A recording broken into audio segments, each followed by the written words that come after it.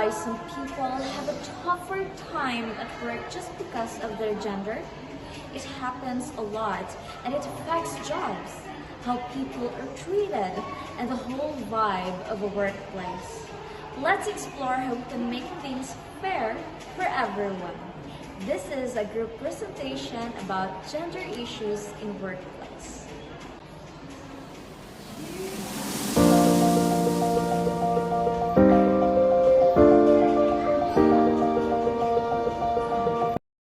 Imagine an office where people work side by side.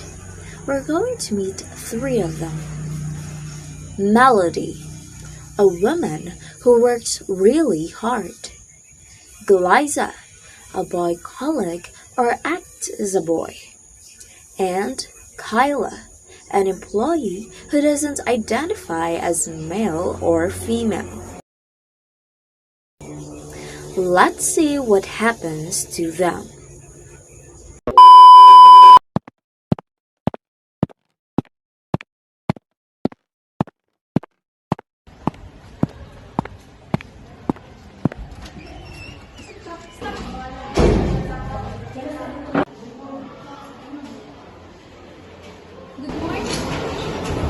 Good morning, everyone! Kumusta pa po sa inyong mga trabaho? Are you all okay? Melody, kumusta pa doon yung mga trabaho, mga projects, okay na ba? Ikaw, Kai. Lai, kumusta ka? Pero makisuggest ko lang sa ko. Dali siya, pwede rin na ko siya naman. Yes. And honestly, this work, honestly, no? Parang try mo mga suggestions and yeah, it's good. I-pass na siya sa mga office niya kay akong tanawon o napabay dapat improve. Pero kali lang siya daan, no? Chat siya. And I hope imo na siya i-contact niya kay para ato niya siyang ma-finalize, then we can proceed. Ma'am, I have Yes. a suggestion. Regarding sa akong project? Okay na siya, but naama ko yung pili. Ako nang gipili ang work ni Glyza sa atong for our final project. So, kung makasubmit siya later, so mo na ito itong sundon para maka-proceed na to sa atong final project. Are we clear? Sa end, Melody, kanipid siya nga project is for paglalaki din siya. So, ang akong may storya, no? So dili siya ma-fit ang imong trabaho, dili siya ma-fit para sa imo ha, ang trabaho nga akong gihatag. So, I refer na akong sundon kong Glyza because na siya advantage because na isa boy sad siya, no? So, nagkasinabot pa. Yes na. Okay, Glay, congratulations. Ihatag na niya sa kuha para tuma.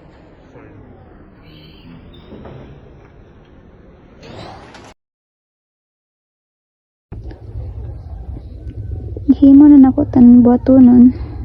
Unta, nakuha na ako ng promotion.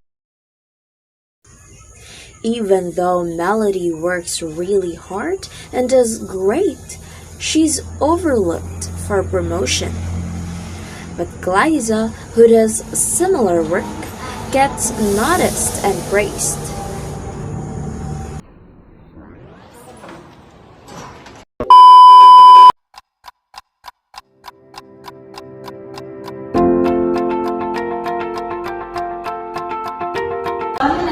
Any suggestion? Sorry, you can call me ma'am, not sir. Sorry, ma'am.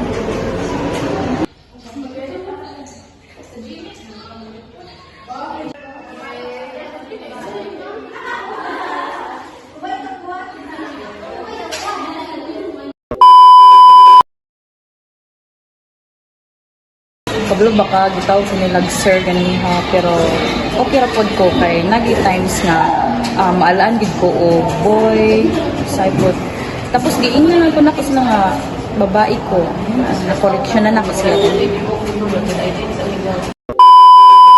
Kyla, They're often called the wrong pronouns and sometimes left out of team talks.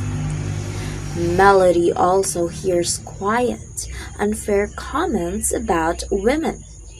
And Kyla feels scared to speak up because they worry about what might happen. So, why does this happen? Well, gender bias means people might judge someone unfairly because of their gender. This can affect who gets hired, promoted, or even listened to.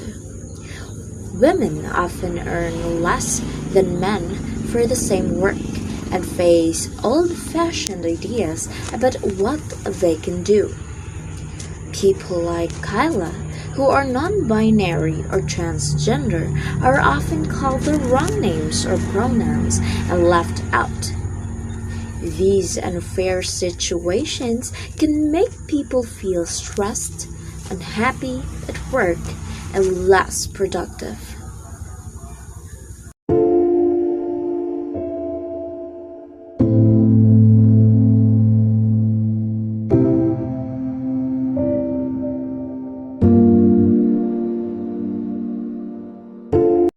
Frustrate man ang ibuhatan ako tanan effort pero wala gyapon nakita og gi-value.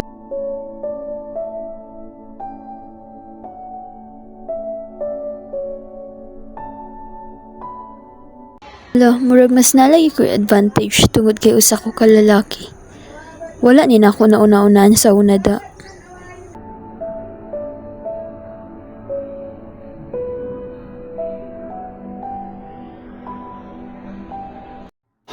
Big deal kay siya sa ako akong tawagon kog sir kay lahi naman gid kung tawagon kog ma'am kay kanang ma-feel yun nako ang respect kung tawagon kog ma'am despite sa akong appearance nga makuanan ko nila nga lalaki usahay.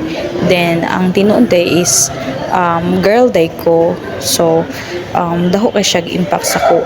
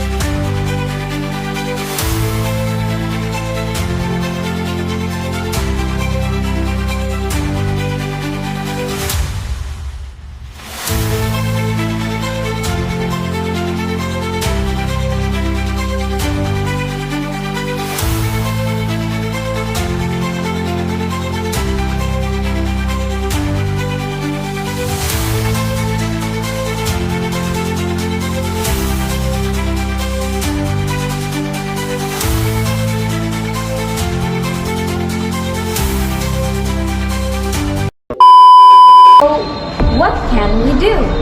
We can make our workplaces better by first, learning about gender sensitivity, understanding how our words and actions affect others. Second, using inclusive language, making sure we use words that include everyone and respecting pronouns. And third, creating more opportunities, making sure everyone has the same chance to succeed and get mentorship. And fourth, being respectful, treating everyone with kindness and understanding no matter their gender.